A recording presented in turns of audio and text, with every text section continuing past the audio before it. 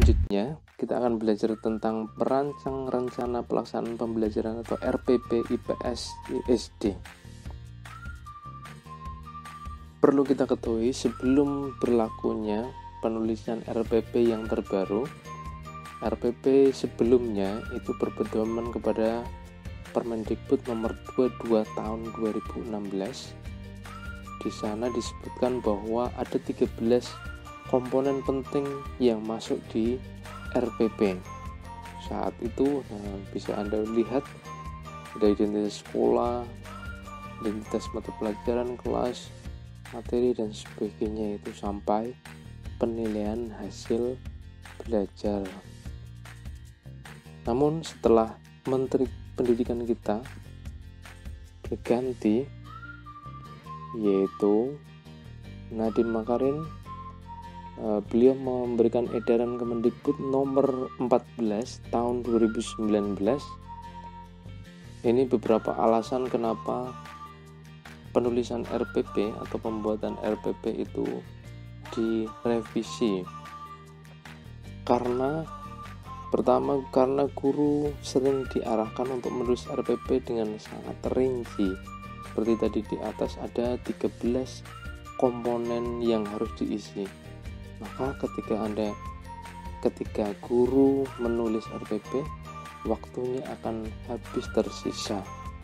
Bahkan seringkali kita temukan guru itu karena terlalu sibuk menulis RPP sehingga guru hanya memberikan tugas kepada siswa tanpa memberikan pembelajaran.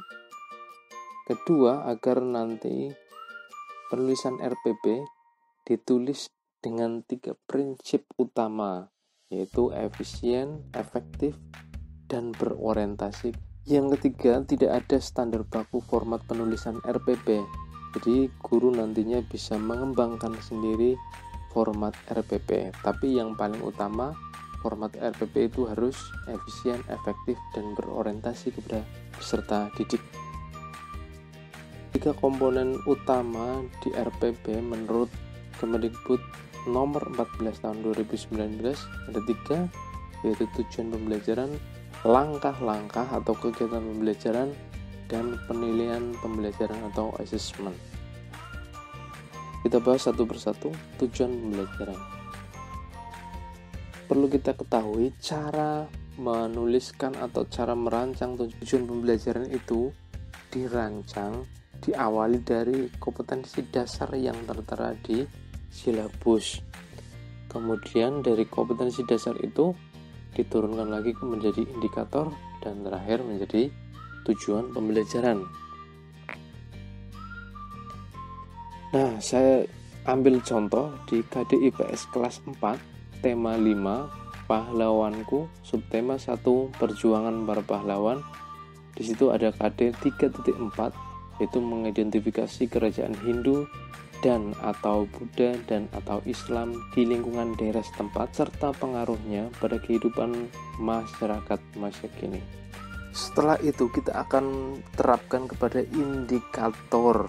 Nah, perlu kita ketahui indikator merupakan ciri-ciri yang ada pada siswa setelah diberikan materi pembelajaran. Maka siswa akan bisa apa? Maka di dalam indikator Anda tuliskan siswa dapat. Nah, siswa dapatnya disesuaikan dengan KD yang sudah tertulis. Di KD tersebut ada mengidentifikasi. Bagaimana mengidentifikasinya? Anda bisa mengembangkan dengan menyebutkan, menjelaskan, mendata, menandai. Berikutnya tuliskan keterampilan yang akan diharapkan, misalnya mencatat tentang sejarah kerajaan Hindu di lingkungan setempat. Nah, kuatkan lagi misalnya dengan benar, dengan runtut, dan seterusnya. Setelah kita ketahui indikatornya, saya contohkan indikatornya adalah siswa dapat menjelaskan peninggalan kerajaan di masa Hindu, Buddha, dan Islam serta pengaruhnya bagi wilayah setempat dengan benar. Maka kita rumuskan tujuan pembelajarannya. Nah, tujuan pembelajarannya ini saya tuliskan setelah mengamati gambar. Jadi Anda kaitkan dulu tujuan itu dengan kegiatan atau media pembelajaran atau model pembelajaran dan lainnya. Nah, kalau yang di sini saya menggunakan media pembelajaran gambar. Maka saya tuliskan setelah mengamati gambar, siswa dapat menjelaskan keterampilannya. Siswa dapat menjelaskan peninggalan kerajaan di masa Hindu, Buddha, dan Islam serta pengaruhnya di masyarakat setempat dengan benar. Sudah paham cara penulisan tujuan pembelajaran? Berikutnya, langkah-langkah pembelajaran. Langkah-langkah pembelajaran nanti Anda tuliskan di 3 tahapan, yaitu pendahuluan, inti, dan penutupan. Pertama, pendahuluan. Kegiatan di awal sebelum masuk pembelajaran inti. Di sini Anda bisa memberikan penguatan, memotivasi, mengecek kesiapan, dan lainnya seperti yang tadi kita sudah pelajari bersama. Kemudian yang kedua adalah kegiatan inti. Nah, dalam kegiatan inti Anda bisa mengaplikasikan model pembelajaran, media pembelajaran, atau strategi pembelajaran untuk menyampaikan materi yang akan disampaikan. Terakhir adalah kegiatan penutup. Di sini Anda bisa tanya jawab, menyimpulkan, memberikan tugas, dan lainnya. Terakhir, komponen yang ada di RPP adalah penilaian pembelajaran.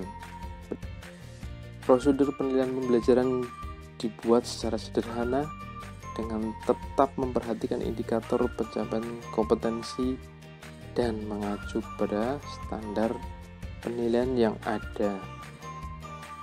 Contohnya, ini yang saya sesuaikan dengan pembelajaran di atas. Penilaiannya menggunakan pengamatan sikap, tes pengetahuan, presentasi, karena tadi siswa mengidentifikasi tentang peninggalan sejarah, maka mereka akan mempresentasikan hasil kerjanya di depan kelas dan menyampaikan karya atau proyeknya. Itu merupakan penilaiannya. Oh ya, di mata kuliah ini saat Anda menuliskan RPP, jangan lupa di awal atau di paling atas Anda tuliskan dulu nama sekolah, kelas, semester, mata pelajaran, tema, subtema, alokasi waktu, itu yang penting. Untuk praktek mengajar Anda membuat RPP-nya, ini saya memberikan alokasi waktunya 10-15 menit saja. Berikutnya, rancanglah pembelajaran IPS di SD. Untuk merancang ini, saya akan memberikan panduan, yaitu kelas dan tema yang dipilih setiap mahasiswa boleh sama, tapi subtemanya berbeda. Contohnya, si A ambil yang kelas 4, si B ambil kelas 4, si A ambil tema tentang kepahlawananku, si B juga ambil tema tentang kepahlawanku, tapi subtemanya diambil yang berbeda, jangan sampai sama. Nah, ini di samping format penulisannya seperti yang tadi sudah saya sampaikan. Nah, jangan lupa di paling akhir Anda bubuhkan nama Anda, NPM, dan nama dosen pengampunya seperti format yang terlihat ini. Setelah Anda merancang RPP, kemudian RPP nantinya akan diupload di SIP. Saya memberitahu PJ Anda kapan akan mengupload di SIP. Kemudian RPP yang sudah Anda buat, Anda praktekkan untuk mengajar. Nah, karena kondisinya tidak memungkinkan, maka Anda praktek mengajar di tempatnya masing-masing. Jangan lupa di video praktek ngajarnya Anda, dan nanti Anda upload di YouTube. Kemudian Komting atau PJ akan mendata link yang sudah Anda upload di YouTube itu, baik itu yang bisa saya sampaikan. Nanti kalau ada pertanyaan, silakan pertanyaannya dikoordinir oleh PJ-nya masing-masing. Nanti saya akan menginformasikan kepada Anda semua. Terima kasih.